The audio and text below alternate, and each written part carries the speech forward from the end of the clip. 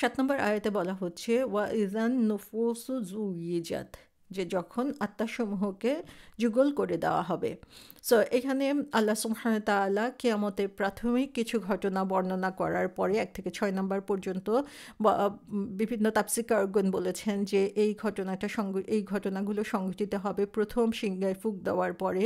তারপরে আবার বলা হয়েছে যে এরপরে যখন আবার সিংহায় ফুঁক দেওয়া হবে তখন সবাইকে আবার জীবিত করে আনা হবে, এবং সেই কথারই বর্ণনা এসেছে 7 নম্বর আয়াত থেকে, যে সেদিন সব ধরনের আত্মা একত্রিত হবে তার শরীরের সাথে। সো এখানে এর আগ পর্যন্ত যে ঘটনাগুলো বর্ণনা করা হয়েছে এর সমস্ত কিছুই হচ্ছে প্রকৃতিতে কী ধরনের পরিবর্তন হবে, বিভিন্ন মানুষ ছাড়া অন্য সৃষ্টির উপরে কী ধরনের পরিবর্তন হবে। যেমন সূর্যের কথা বলা হয়েছে, নক্ষত্রের কথা বলা হয়েছে, পাহাড়, সমুদ্র অথবা প্রাণীদের কথা বলা হয়েছে। আর এখানে বলা হচ্ছে মানুষের মাঝে তখন কী ধরনের পরিবর্তন হবে, এবং এই পরিবর্তনগুলো থেকে আমরা দেখি যে গ্র্যাজুয়ালি এগুলো ওয়ার্স টু ওয়ার্স হচ্ছে, যে একটা পর একটা বিভীষিকাময় চিত্র আমাদের সামনে ফুটে উঠছে। সো এখানে বলা হচ্ছে ওয়া ইযান নুফুসু যুইজাত। সো এখানে নুফুস শব্দটা এসেছে, এবং নুফুস শব্দটা এসেছে নাফস শব্দ থেকে। নাফস শব্দের অর্থ হচ্ছে রাফলি আমরা বলতে গেলে এটাকে বলা যায় সোল অথবা আত্মা বলা হয়, এবং নুফুসটা হচ্ছে এটা গ্রেটার প্লুরাল, যে অনেকগুলো নাফস, অনেকগুলো সোলস বোঝানোর জন্য এই নুফুস শব্দটি ইউজ করা হয়, এবং অল্প সোল বোঝানোর জন্য আনফুস শব্দটা ইউজ করা হয়। এটা হচ্ছে উইকার প্লুরাল বলা হয়, যে দুর্বল বহুবচন আনফুস, এবং নুফুস হচ্ছে প্লুরালের মাল্টিটিউড। বিহারের মধ্যে আমরা যেমন দেখেছি ওইটা হচ্ছে বহুবচনেরও বহুবচন, সেরকমভাবে নুফুস হচ্ছে বহুবচন এখানে। এবং এখানে বলা হচ্ছে যে every single individual will be pair together.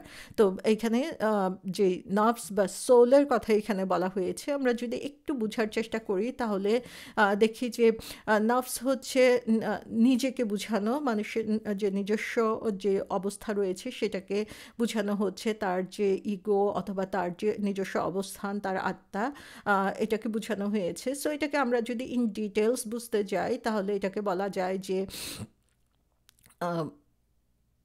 নফস বা রুহ, এই দুইটা শব্দ হচ্ছে ইন্টারচেঞ্জেবল। নফস যখন আমরা বলি তখন এটা সাধারণত সোলটা যখন বডির ভিতরে থাকে তখন এটাকে নাফস বলা হয়, আর রুহ যখন বলা হয় তখন বোঝা যাচ্ছে যে সোলটা হচ্ছে বডির বাইরে চলে গিয়েছে। যেমন এখন আমাদের জীবিত অবস্থায় আমরা যখন আছি তখন কি হচ্ছে যে সোলটা আমাদের মাঝে আছে, সেজন্য এখন এই সোলটাকে বা এই আত্মাটাকে আমরা নফস বলছি।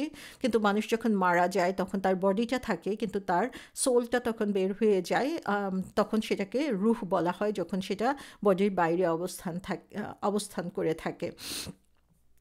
সো এই ব্যাপারে আমরা দেখি যে আল্লাহ সুবহানাহু ওয়া তাআলা বলেছেন সূরা ইসরাতে যে স্পিরিটের ব্যাপারে যখন বা এই সোলের ব্যাপারে, রুহের ব্যাপারে যখন জিজ্ঞাসা করেছে রাসূল সাল্লাল্লাহু আলাইহি ইসলামকে, তখন তিনি শিখিয়ে দিয়েছেন যে আল্লাহ এটা বলার জন্য যে এই স্পিরিট বা এই রুহটা আসে আল্লাহ সুবহানাহু ওয়া তাআলা কমান্ডের কারণে, এবং আল্লাহ খুব কম নলেজই এটা মানুষকে দিয়েছেন, ইভেন রাসূল সাল্লাল্লাহু আলাইহি ইসলামকেও।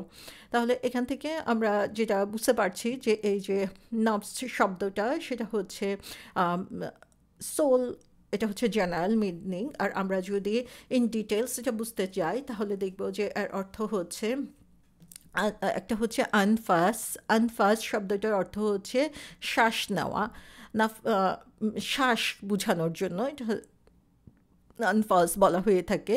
সেখান থেকে আমরা তানাফাস যদি বলি তাহলে তানাফাস শব্দের অর্থ হচ্ছে টু টেক এ ব্রিথ, যে শ্বাস নেওয়াটাকে হচ্ছে তানাফাস বলা হচ্ছে। এবং তানাফুস শব্দটার অর্থ এসেছে, তানাফাস হচ্ছে শ্বাস নেওয়া, এবং তানাফুস অর্থ হচ্ছে two compete in the spirit of healthy and friendly competition. So কোনো কিছু পজিটিভলি যখন কম্পিট করা হয় তখন এটাকে তানাফুস বলা হচ্ছে। সো আমরা মুতানাফিসুন শব্দটার সাথেও পরিচিত, কোরআনে এসেছে এই শব্দটার সাথে। সো এখানে হচ্ছে এই কম্পিটিশনটাকে বোঝানোর জন্য এটা বোঝানো হচ্ছে। সো মেইন আইডিয়া যেটা সেটা হচ্ছে ব্যাক অ্যান্ড ফোর্থ জিনিসটা, যে আমরা শ্বাস নিচ্ছি, শ্বাস আসছে যাচ্ছে, সেটা বোঝানোর জন্য এই শব্দটাকে ইউজ করা হয়েছে, নফাজ শব্দটা। এবং আমরা এই যে ব্রিথ ইন করছি, ব্রিথ আউট করছি, শ্বাস ভিতরে যাচ্ছে, শ্বাস বাইরে যাচ্ছে, এটা এই যে ব্যাক অ্যান্ড ফোর্থ কাজ, সেই ব্যাক অ্যান্ড ফোর্থ কাজটাকেই হচ্ছে নফস শব্দ দিয়ে বোঝানো হচ্ছে। সো নফস শব্দটার সাথে এটা কী ধরনের মিল আছে? নফস শব্দটা দিয়ে বোঝানো হয় যে এই নফসটা হচ্ছে সবসময় ব্যাক অ্যান্ড ফোর্থে যাচ্ছে, ডিফারেন্ট স্টেটে যাচ্ছে। সো যখন আমাদের যে ডিজায়ার বা আমাদের যে ইচ্ছা, সেই ইচ্ছার সাথে সাথে আমাদের নাফসের অবস্থান চেঞ্জ হচ্ছে। যেমন আমরা যদি আমাদের ইচ্ছাকে প্রাধান্য দিই, তখন দেখা যাবে যে আমাদের স্টেট অফ এম্বারেসমেন্টের মধ্যে আমরা আছি। আর আমরা যখন রিপেন্ট করি, তাওবা করি, আল্লাহর পথে ফিরে আসি, আল্লাহ সন্তুষ্টির জন্য কাজ করি, তখন দেখা যায় তখন সেটা আল্লাহর সন্তুষ্টির দিকে মোর ইনক্লাইন হয়ে যাচ্ছে।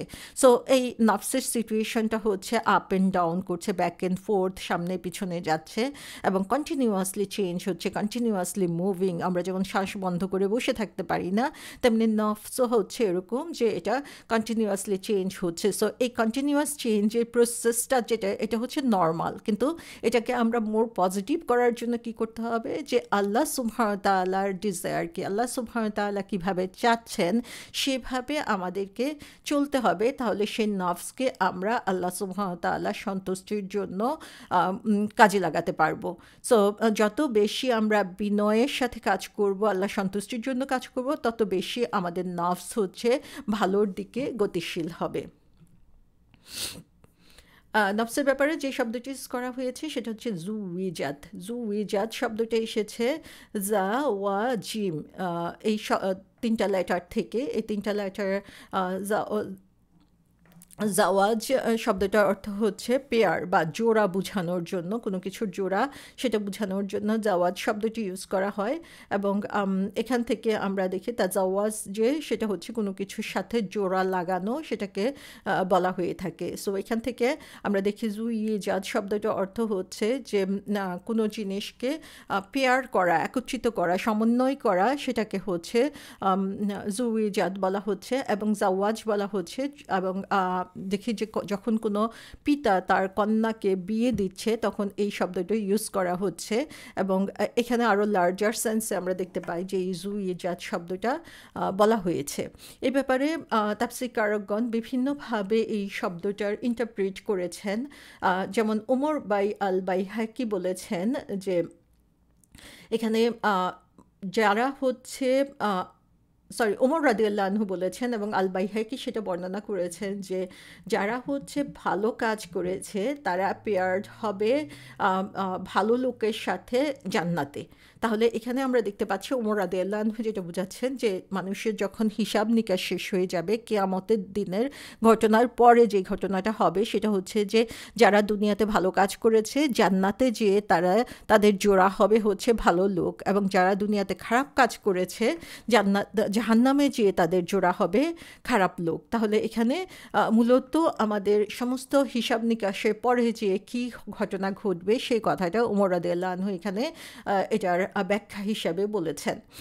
আমরা যদি এর ব্যাপারে তিনটা অপিনিয়নের কথা বলেছেন রাগিব আল ইসফাহানি, যে এখানে জুইজাত বলতে, নফুস জুইজাত বলতে কি বোঝানো হয়েছে, এখানে তিনটা কথা বলা হয়েছে। তিনটা অর্থই আসলে অনেক বেশি গুরুত্বপূর্ণ আমাদের জন্য। যেমন ফার্স্ট যেটা বলা হচ্ছে যে নফুস হচ্ছে যারা হচ্ছে সেম টাইপের, সে ধরনের সেম টাইপের মানুষের সাথেই তাদের হচ্ছে সমন্বয় ঘটবে বা জোড়া লাগবে বা তারা একত্রে অবস্থান করবে। আর সেকেন্ড যে অর্থটা বলা হয়েছে সেটা হচ্ছে যে মানুষের যে সোল সেটা হচ্ছে তার বডির সাথে সেদিন একত্রিত হবে, কারণ আমরা জানি মৃত্যুর পরে তার রূহ এবং শরীর আলাদা হয়ে যাচ্ছে। সো কিয়ামতের এই পর্যায়ে যেয়ে কি হবে, তার সোলটা তার বডির সাথে যেয়ে অ্যাটাচড হবে। এবং আরেকটা অর্থ যেটা বলা হচ্ছে যে তার যে সোল, সেই সোলটা তাদের কাজের সাথে যেয়ে জোড়া লাগবে বা কাজের সাথে একত্রে অবস্থান করবে। তাহলে তিনটা অর্থই আসলে হতে পারে। এবং তিনটা অর্থই এখানে গ্রহণযোগ্য হতে পারে, যে ব্যাপারে আমরা দেখি বিভিন্ন হাদিসে এটা বর্ণনা এসেছে এমনভাবে।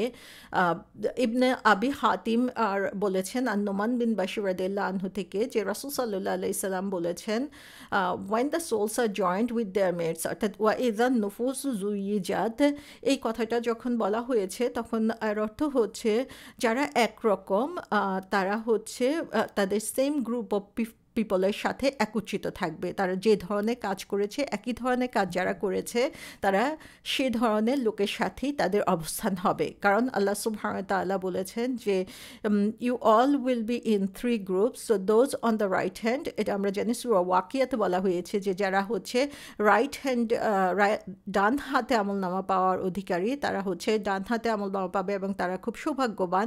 যারা লেফট হ্যান্ডে পাবে তারা হচ্ছে দুর্ভাগা, এবং তারা হচ্ছে একই রকম। তো এখান থেকে আমরা দেখতে পাচ্ছি যে এই যে তাদের যে সমন্বয় ঘটবে সেটা হচ্ছে কাজের ভিত্তিতে তাদের সমন্বয় ঘটবে।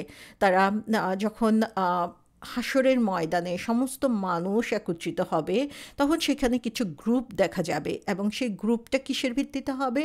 তাদের বিশ্বাস এবং কাজের ভিত্তিতে।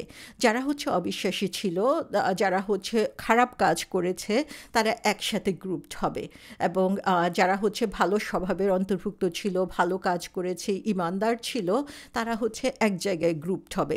তাহলে এখান থেকে আমরা দেখতে পাচ্ছি যে কিয়ামতের দিনে মানুষের যে অবস্থান, সে অবস্থানটা ডিপেন্ড করবে তাদের বিশ্বাস এবং তাদের কাজের উপরে। যে যে ধরনের কাজ করেছে সেই ধরনের লোকের সাথে তাদের যে হাসর হবে, সেই ধরনের লোকের সাথে তারা যে একত্রে অবস্থান করবে, সেটা এই আয়াতটা থেকে ইন্টারপ্রেট করা হয়েছে। সো আমরা দেখি যে যারা হচ্ছে নামাজি, তারা হচ্ছে সেই নামাজি গ্রুপের সাথে থাকবে। যারা হচ্ছে চ্যারিটি করেছে, আল্লাহর পথে দান করেছে, তারা আল্লাহর পথে যারা দান করেছে তাদের সাথে থাকবে। যারা মিথ্যাবাদী, তারা মিথ্যাবাদীর সাথে থাকবে। যারা চুরি করেছে, অন্যের হক নষ্ট করেছে, তারা তাদের সাথে আখের হবে। সো এখানে আল্লাহ সুবহানাহু ওয়া তাআলা আমাদেরকে একটা ব্যাপারে যে আমাদের দৃষ্টিভঙ্গি এখানে দিয়ে দিচ্ছেন, সেটা হচ্ছে যে দুনিয়ার কাজের উপরে ডিপেন্ড করেই আমার আখিরাতে আমি কোন গ্রুপের সাথে থাকব সেটা ডিপেন্ড করবে। তাহলে আমাদেরকে এখন সিলেক্ট করতে হবে দুনিয়াতে আমি কার সাথে চলছি, কার সাথে কাজ করছি, কাকে আমার বন্ধু হিসাবে নিচ্ছি, কাকে আমি ফলো করছি, এবং কার মতো করে আমার জীবনটাকে গঠন করার জন্য চেষ্টা করছি। আমার রোল মডেল কে হবে, আমার সেলিব্রিটি কে, সেটা যদি আমি চিন্তা করি তাহলে দেখব যে এই দুনিয়ার বুকে আমার কাজের উপরে ভিত্তি করে সেদিন আমার গ্রুপ সিলেক্ট করা হবে। যেমন কোরআনে বলা হয়েছে যে সেদিনের কথা স্মরণ করো যেদিন হচ্ছে অন্যায় অবিচারকারী তারা কি হবে, নিজে হাত কামড়াতে থাকবে এবং বলতে থাকবে যে আমি যদি রাসূলের পথ অনুসরণ করতাম, আমার প্রতি নিজেকে নিজে সে তিরস্কার করবে, আমি যদি অমুককে আমার বন্ধু হিসাবে না নিতাম, কারণ সেই হচ্ছে আল্লাহ স্মরণ থেকে আমাকে বিচ্ছিন্ন করে রেখেছে। সো সেদিন আসলে মানুষ এই আফসোস করতে থাকবে যে আমি যদি অমুককে আমার বন্ধু হিসাবে না নিতাম, তার কথা মতো না চলতাম, সে যা বলেছে সেটাকে ফলো করার জন্য চেষ্টা না করতাম, তাহলে তো আজকে আমার এই কঠিন অবস্থান হতো না।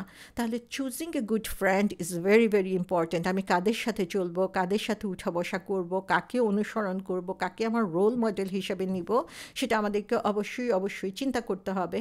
তো এই ব্যাপারে বলা হয়েছে যে 3টা কোয়ালিটি আমাদের সবসময় খেয়াল করা উচিত যখন আমরা বন্ধু সিলেকশন করব, যে তারা আমাকে তারা আমাকে আল্লাহর কথা স্মরণ করে কিনা, তারা আমাকে আল্লাহ সুবহানাহু ওয়া তাআলার পথে চলার ব্যাপারে সাহায্য করে কিনা, এবং তাদের সাথে কথা বললে ঈমান বৃদ্ধি পায় কিনা। তো এরকমভাবে আমাদেরকে বন্ধু অথবা আমাদের কম্পেনিয়ন অথবা আমাদের যে সোশ্যাল গ্রুপ সেটা আমাদেরকে সিলেক্ট করতে হবে, এবং আমাদেরকে খারাপ বা মন্দ স্বভাবের লোক থেকে নিজেকে দূরে সরিয়ে রাখতে হবে। কারণ হচ্ছে তাদের সাথে চললে তারা আমাদেরকে খারাপ কথা বলতে বাধ্য করবে, উদ্বুদ্ধ করবে, এবং তখন গুনাহ করার ব্যাপারে আমাদের যে খারাপ ফিলিংস সেটা আমরা লাইটলি নিব, এবং সেটা করার ব্যাপারে আমাদের মধ্যে কোনো ধরনের খারাপ লাগা অনুভব করব না। এবং রাসূল সাল্লাল্লাহু আলাইহি সাল্লাম বলেছেন যে একজন মানুষ তার যে নিকটতম বন্ধু তার রিলিজিয়নই ফলো করবে। সো তুমি কেয়ারফুল থাকো যে তুমি কাকে তোমার বন্ধু হিসাবে নিচ্ছ। কারণ আমরা জানি কোরআনে বলা হয়েছে যে যখন মানুষকে জিজ্ঞাসা করা হবে যে তোমাকে কোন জিনিস জাহান্নামে নিয়ে এসেছে, তখন তারা বলবে যে যারা নামাজ পড়েছিল আমরা তাদের মধ্যে ছিলাম না। তাহলে সেই নামাজ পড়া কম্পেনিয়ন্সকে তারা তখন অ্যাভয়েড করেছিল। রাসূল সাল্লাল্লাহু আলাইহি সাল্লাম বলেছেন যে যে যাকে অনুসরণ করবে, অনুকরণ করবে, সে তাদের মধ্যেই একজন। সো আমাদেরকে চিন্তা করতে হবে আমরা আসলে কাকে ফলো করছি, কার দেখানো পথে চলছি, কাকে খুশি করার জন্য চেষ্টা করছি। সো সুবহানাল্লাহ, এখনকার সময়ে আমাদের যেই আমরা দেখি যে সোশ্যাল মিডিয়াতেও আমাদেরকে অনেক বেশি কেয়ারফুল থাকতে হবে আমি কাকে ফলো করছি, কার জিনিসগুলোকে শেয়ার করছি। হয়তো বা এই ফলো করা, এই শেয়ার করার কারণেই সেদিন আমার অবস্থান বা আমাকে তার সাথে হাসর হতে হবে, তার সাথে আমার গ্রুপ সিলেক্ট হবে, তার সাথেই আমার বিচার হবে। সো কার সাথে আমি, কার মতো আমি চলতে চাই, কার মতো নিজেকে গঠন করতে চাই, সেটার ব্যাপারে ডিসিশন নেওয়া আমার জন্য খুবই ইম্পর্ট্যান্ট। তো এখানে আমরা এই পর্যন্ত দেখছি যে যেভাবে কিয়ামত বা ডে অফ জাজমেন্ট সংগঠিত হচ্ছে, সে সময় যেই সাইনগুলো হচ্ছে, সিংগায় ফুঁক দেওয়ার সাথে সাথে যে প্রকৃতির মধ্যে যে সাইনগুলো হচ্ছে সেটা প্রথম 6টি আয়াতের মধ্যে দেখানো হচ্ছে। এবং তারপরে যে কথাটা বলা হচ্ছে যখন ডে অফ জাজমেন্ট শুরু হয়ে যাবে তখন মানুষ উঠে আসবে এবং তার কাজের যে হিসাব নেওয়া হবে এবং সেদিন তাদের যে গ্রুপিং হবে সেই পর্যন্ত আল্লাহ সুবহানাহু ওয়া তাআলা আমাদেরকে নিয়ে এসেছেন। এবং এই কথাগুলো এখানে বলা হচ্ছে যে সেদিন সে তার নিজের শরীরে ফিরে যাবে, সেদিন তার কাজ অনুযায়ী তার গ্রুপ সিলেক্ট করা হবে এবং সেদিন সে দেখতে পাবে যে সে কোন, তার ফলাফল কী হবে ডিপেন্ড করবে যে তার কাদের সাথে সে চলাফেরা করেছে। সো সুবহানাল্লাহ, রাসূল সাল্লাল্লাহু আলাইহি ওয়াসাল্লাম আমাদেরকে সতর্ক করে দিয়েছেন, যেখানে তিনি বলেছেন যে প্রত্যেকেই হচ্ছে পুনরুজ্জীবিত হবে according to the did he died আপন। তো এটাও আমাদের জন্য খুব গুরুত্বপূর্ণ একটা ব্যাপার যে আমি কোন অবস্থায় মারা যাচ্ছি সেই অবস্থায় আমার হাসর হচ্ছে, সেই অবস্থায় আমি আবার রিজারেক্টেড হচ্ছে, আমার আত্মা আমার বডির সাথে একত্রিত হচ্ছে।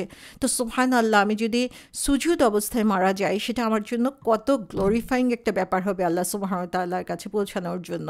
আর আমি যদি কোনো খারাপ কাজ, একটা খারাপ ভিডিও দেখছি, খারাপ কাজ করছি, সেই সময় আমি মারা যাই, তাহলে আমাকে বডিটা যখন একত্রিত হবে তখন সেই অবস্থাটা আল্লাহর সামনে, অন্যদের সামনে প্রকাশ্যমান হয়ে যাবে।